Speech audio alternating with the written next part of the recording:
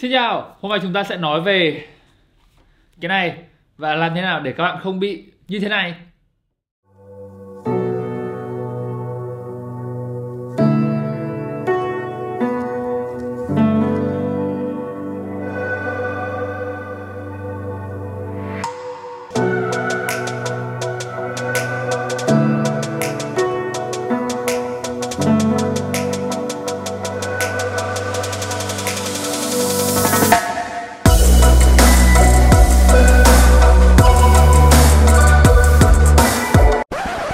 Mẹ rơi ở đường à?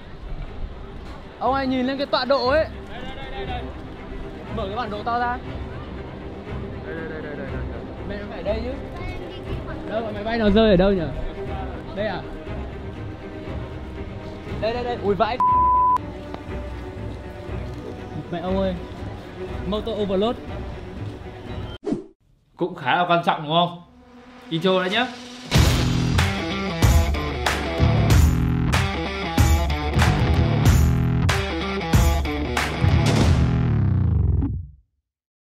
Rồi ok, nếu các bạn chưa biết đây là cái gì thì đây là một chiếc flycam hay mọi người gọi là drone ấy. Với cái flycam này chúng ta có thể kiểu có đủ các loại short video và đủ những tấm ảnh kiểu siêu đẹp.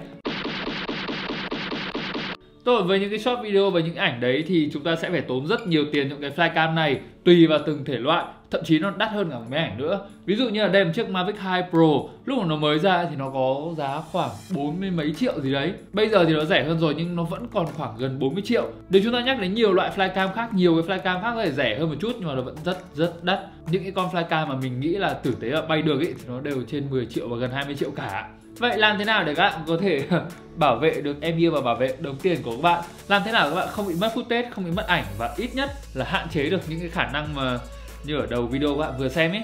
Thì hôm nay mình sẽ chỉ cho các bạn một vài tips mà mình nghĩ cái này nó quan trọng hơn cả việc các bạn biết bay như thế nào và kiểu bay như thế nào, bay ở đâu, chụp ảnh ra sao, quay video thế nào. Một vài tips này sẽ liên quan đến việc làm thế nào giữ an toàn cho chiếc flycam của các bạn, giữ an toàn cho mọi người xung quanh và giữ an toàn cho cả bạn nữa. Rồi bắt đầu đi qua từng tips một thôi nhé. Rồi tip đầu tiên làm thế nào để bay drone an toàn đó chính là các bạn cần đọc kỹ user manual và lên YouTube xem thật kỹ review về chiếc drone của các bạn. Cái này nghe thì nó có vẻ kiểu hơi hiển nhiên quá và nhiều bạn sẽ bỏ qua ngay bước này. Rất nhiều anh YouTuber kiểu khi mà bóc một cái drone ra hay bóc một cái gì ra ấy thì các anh thường cầm cái giấy hướng dẫn sử dụng lên và các anh vứt đi luôn. Nhưng mình nghĩ điều này hoàn toàn sai. Lý do tại sao à? Tại vì với một chiếc drone như này rất có thể các bạn nghe quảng cáo nhưng mà nó không đúng 100% đâu. Ví dụ nhá, với con Mavic 2 Pro này mình thấy là lúc mình mua nó tân tiến nhất rồi thì đi ra quảng cáo là nó có cảm biến, gọi là cảm biến gì nhỉ?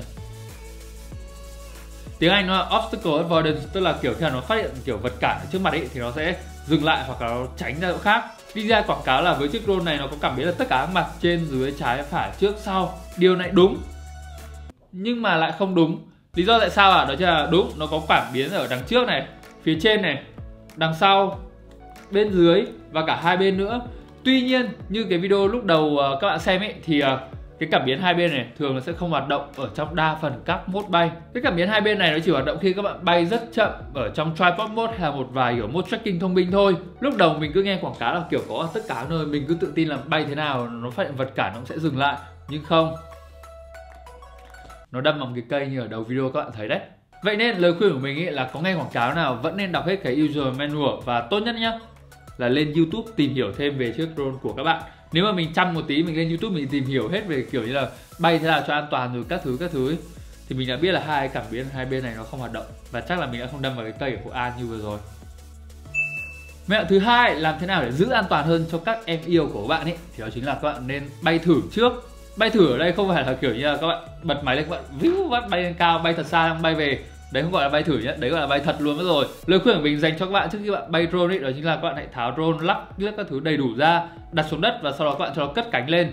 Cất cánh lên các bạn hãy giữ cho nó kiểu hover, kiểu bay trước mặt các bạn một lúc. Với mình thì mình sẽ cho nó bay khoảng 5 đến 10 giây gì đấy. Cái việc các bạn cho nó bay như này để giúp cho cái drone của các bạn ổn định hơn. Đầu tiên là các bạn có thể kiểm tra được là ở cái drone của bạn nó có cái gì gọi là bất thường không. Ví dụ như là cái cần gạt của các bạn nó có hoạt động bình thường hay không, GPS của các bạn có nhận hay không, hay là camera của các bạn có hoạt động bình thường hay không. Thêm mấy nữa cũng có rất nhiều trường hợp cái drone của các bạn nó không nhận được sóng vệ tinh, nó không gọi là nhận được cái điểm xuất phát của các bạn. Điều này nó sẽ dẫn đến cái việc là nếu cái drone của bạn nó bay đi xa hay nó bay khuất sau một ngọn núi chẳng hạn lúc này nó sẽ mất sóng với cái điều khiển. Bình thường khi mà nó nhận được home point, nó nhận được gọi là vệ tinh các thứ đầy đủ rồi ấy, thì nó sẽ tự đi về cái điểm đầu xuất phát. Nhưng nếu nó chưa nhận được GPS, chưa nhận được gì hết nhá, thì nó sẽ không đi về đâu và các bạn sẽ phải tạm biệt chiếc drone của các bạn thôi. Vậy nên lời khuyên của mình là trước khi bay hãy test fly một tí. Các bạn hãy cho nó bay lên khoảng 5 đến 10 giây cho nó bay trước mặt các bạn. Khi nào nó nhận đủ thông tin về GPS này, nó nhận đủ thông tin về home point, nó nhận đủ thông tin về tất cả các thứ và gimbal rồi kiểu máy bay hoạt động đầy đủ, các bạn hãy hạ cánh xuống và cho nó bay thẳng lên. Lần này mới là bay thật nhá. Mình biết là rất nhiều bạn, rất nhiều người nói về việc là làm thế nào để setup drone và cho nó bay lên nhanh nhất có thể, và 30 giây hay 1 phút gì đấy. Tuy nhiên nếu các bạn có thời gian và các bạn có thể nhá, lời khuyên là hãy test fly chiếc drone của các bạn trước để đảm bảo nó không có vấn đề gì hết. Chỉ 5 đến 10 giây lúc đầu thôi nó có thể giúp cho các bạn cứu được 45 triệu hay 50 triệu của bạn khi nó bay lên trời đấy. Mẹo tiếp theo làm thế nào để giữ cho chiếc drone của bạn an toàn, đó chính là hãy xem kỹ bản đồ vùng cấm bay ở trong app DJI Go 4. Việc xem cái bản đồ này thì rất quan trọng. Đồng ý là các bạn sẽ có những vùng bay được, những vùng hạn chế bay và những vùng cấm bay. Ở trong những vùng hạn chế bay và những vùng cấm bay, việc cất cánh lên của các bạn sẽ gần như không thể rồi. Tuy nhiên cái vấn đề ở đây là các bạn sẽ giải quyết như thế nào và gặp vấn đề gì khi các bạn đang bay ở một ngoài kiểu vùng bay bình thường, bay vào trong cái vùng hạn chế bay và bay vào vùng đỏ. Đây là cái khoản mà kiểu như là nó hóc búa hơn đối với rất nhiều người mới bay. Bình thường khi các bạn bay vào cái vùng màu xanh hoặc các bạn cất cánh vào cái vùng màu xanh thì trong app sẽ hỏi các bạn là các bạn có chịu hoàn toàn trách nhiệm khi các bạn cất cánh lên ở đây không. Đồng ý, nếu các bạn chịu hoàn toàn trách nhiệm thì ok thôi. Tuy nhiên cái vùng mà nó nguy hiểm hơn ý, đó chính là vùng màu đỏ. Ở trong vùng màu đỏ, ví dụ là ở Hà Nội chẳng hạn, ở Hồ Gươm là vùng màu đỏ rồi, các bạn không thể nào cất cánh được ở Hồ Gươm thẳng lên trên cả. Tuy nhiên điều các bạn vẫn có thể làm là các bạn bay từ phía ngoài vùng cho phép bay, bay vào trong chỗ Hồ Gươm đấy. Lúc này thì sao? Thì cái điều xảy ra với chiếc flycam, với chiếc xe lít biết bay của các bạn ấy, khi các bạn bay vào trong cái vùng màu đỏ đó, đó chính là nó sẽ nhận ngay cái điểm mà nó vừa bay vào là điểm home và nó sẽ hạ cánh luôn. Các bạn không thể nào làm được cái gì với chiếc drone của các bạn nữa. Và các bạn sẽ khá may mắn nếu mà nó hạ cánh ở dưới đất, bảo vệ ra bắt và sau đấy các bạn phải trình báo giấy tờ về công an các thứ, các bạn có thể xin lại được. Nhưng nó sẽ không may mắn nếu mà ví dụ các bạn bay vào Hồ Gươm chẳng hạn và nó hạ cánh ở trên hồ. Vậy nên các bạn hãy nhớ kỹ nhá, xem kỹ cái vùng các bạn sắp bay là vùng cấm bay hay vùng cho phép bay hay vùng hạn chế quyền bay như thế nào. Thêm mấy nữa mình cũng muốn nhắc các bạn là hãy nên để ý về những vùng các bạn bay. Mình biết là có rất nhiều video travel trong những năm vừa rồi, kiểu như là các anh kiểu bay flycam, các anh làm những cảnh kiểu như chui qua hốc này, chui qua hốc kia, kiểu bay lượn các thứ ở thành phố ấy. Đúng, điều này trông rất hay nhưng nó cũng sẽ rất nguy hiểm cho drone của các bạn và cho những người xung quanh. Nhiều bạn chỉ nghĩ là drone nó cũng chỉ là cái máy ảnh thôi mà, kiểu máy ảnh bay lên thì có vấn đề gì đâu. Tuy nhiên với cái máy ảnh nó bay nhanh như thế và nó nặng như thế, khi nó rơi xuống ấy, thì rất có thể sẽ gây nguy hiểm cho rất nhiều người. Vậy nên lời khuyên của mình dành cho các bạn mới bay drone ấy, đó chính là các bạn nên tránh những chỗ đông người, không nên bay ở thành phố vì nó sẽ đâm vào tòa nhà, đâm vào tòa nhà kia. Hãy tưởng tượng thử nó phi vào cái tòa nhà mà kiểu có kính rồi, cái kính nó vỡ ra, nó rơi xuống dưới thì các bạn sẽ không chỉ tốn tiền mua drone mới đâu, các bạn còn tốn tiền đến cho người ta này và các bạn tốn thời gian của các bạn nữa. Thời gian ở đây ý mình nói là ngồi tù ấy. Ngoài ra trên mạng trong thời gian vừa rồi mình cũng đọc được rất nhiều thông tin, ví dụ như là drone va vào máy bay này, drone kiểu như là bay gần pháo hoa quá, hay những trò cực kỳ ngu ngốc, ví dụ như là lắp pháo sáng vào drone và bay lên rồi nó bắn ra này. Đây là hành động không thể chấp nhận được và những hành động mình phải nói là rất ngu ngốc và rất đần độn của những người làm như thế. Không có lý do gì để biện hộ cho những hành động kiểu đần độn như vậy khi các bạn gây nguy hiểm cho chính bản thân các bạn và gây nguy hiểm cho những người khác. Vậy nên nhá, đừng bao giờ nghĩ đến những cái trò đâm vào chỗ này, đâm vào chỗ kia và lắp pháo sáng lên để bay. Các bạn đừng để những hành động như vậy ảnh hưởng đến những người đang sử dụng drone, những người đang sử dụng flycam một cách gọi là an toàn và không ảnh hưởng gì đến ai cả. Nhớ nhá, không có lắp liếc, bay biết, bắn biết cái gì đâu nhá. Mẹo tiếp theo chúng ta sẽ nói việc an toàn hơn cho cái footage mà các bạn quay được ở trong drone của các bạn. Với mình ý, thì mình luôn có, đâu rồi, mình cho các bạn xem. Đây, với mình thì thẻ nhớ cho drone mình luôn có đến 4 cái. Và mình thấy cái số 4 này nó hơi ít rồi, chắc là mình phải mua thêm một vài cái.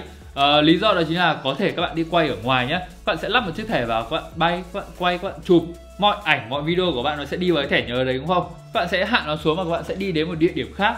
Thì lời khuyên của mình khi các bạn đến một địa điểm khác và chuẩn bị bay, chuẩn bị chụp lần thứ hai ấy, thì hãy thay một thẻ nhớ khác vào trong chiếc drone của các bạn. Với mình, mỗi lần mình cho chiếc drone của mình bay lên thì mình đều xác định là rất có thể sẽ có trường hợp cái drone của mình nó không quay trở lại. Vậy nên ít nhất mình muốn giữ lại được những cái footage, những cái ảnh mình đã chụp, mình đã quay. Và các bạn có thể làm điều đấy thế nào? Thay thẻ nhớ thôi. Mỗi lần các bạn bay lên ở một địa điểm mới thì lời khuyên đó chính là thay một chiếc thẻ nhớ vào trong cái drone đấy. Lúc này thì các bạn sẽ yên tâm hơn về việc là thế nào, dù cái drone của các bạn nó có ra đi mãi mãi thì bạn cũng có thể lấy lại footage và những tấm ảnh mà các bạn vừa chụp. Rồi, và mẹo cuối cùng để đảm bảo an toàn cho chiếc drone của các bạn. Đây là mẹo sau khi các bạn đã mất cái drone đấy rồi. Nếu một ngày các bạn bay lên trời rồi và tự nhiên cái drone của bạn mất sóng, không tìm thấy ở đâu hết và có vấn đề gì, nói chung là nó không quay trở về nữa, thì có một vài điều các bạn có thể làm để tìm lại được cái drone đấy. Hay nhất là tìm cho mình một chiếc drone mới miễn phí nhá. Nghe có vẻ hay đúng không? Ở trong cái app để các bạn bay drone thì thường nó sẽ có một cái gọi là Fly Record. Với cái Fly Record này nó sẽ chỉ cho các bạn là cái drone của các bạn nó đã bay đường đi như thế nào. Nếu các bạn không tìm được cái drone của các bạn mà nó không quay trở về thì các bạn có thể dựa vào Fly Record này và đi tìm cái drone của bạn xem nó rơi ở đâu. Mình nghe câu chuyện của một vài người và trong đấy có một anh bạn của mình, anh ấy rơi drone ở Hà Giang. Sau đấy anh ấy đi đến cái địa điểm mà các anh ấy track theo cái Fly Record ấy, anh ấy không tìm thấy cái drone, nhưng anh ấy cũng biết được nó rơi ở đấy và cuối cùng hỏi han người dân xung quanh rồi anh ấy cũng lấy lại được cái drone của anh ấy. Tuy nhiên đây là trường hợp may mắn nhá, trường hợp may mắn là các bạn có thể tìm lại được cái drone của bạn. Nhưng nếu các bạn không may mắn và kiểu như là nó trôi đi đâu ấy mất và kiểu nó bị xe cán vào hay là kiểu nó rơi xuống sông hay nó chìm đâu đấy chẳng hạn, lúc này các bạn không tìm thấy drone của bạn thì sao? Rất may là với DJI họ có chương trình bảo hành dành cho chiếc drone của các bạn. Bảo hành ở đây không biết có đúng cái tên trên chương trình hay không, nhưng mà nếu một ngày tự nhiên cái drone của các bạn nó bị rơi mất hay nó bị trục trặc gì ấy và các bạn tin là cái lỗi đấy không phải do các bạn, không phải do kiểu như là thời tiết hay không phải là bị kiểu chính phủ bắn rơi drone của các bạn, thì các bạn có thể đưa cái Fly Record này đưa lại cho DJI. Sau một thời gian process cái thông tin đấy, rất có thể các bạn sẽ nhận được chế độ bảo hành là các bạn có thể nhận được một chiếc drone mới. Mình quay một anh phóng viên, anh ấy đang bay chiếc drone đấy kiểu quay tắc đường ở Nguyễn Chí Thanh, tự nhiên nó trôi đi đâu ấy mất, có thể nó mất sóng hay nó có lỗi gì ấy ở ngay trong chiếc drone. Anh ấy gửi những cái thông tin cần thiết trong đấy có Fly Record cho DJI và cuối cùng anh ấy nhận được một con drone mới. Đây chỉ là những việc các bạn có thể làm để bảo vệ cái ví tiền của các bạn không phải mua hẳn một chiếc drone khác. Và vậy thôi, đó là tất cả những gì mình muốn gửi đến cho các bạn trong video ngày hôm nay.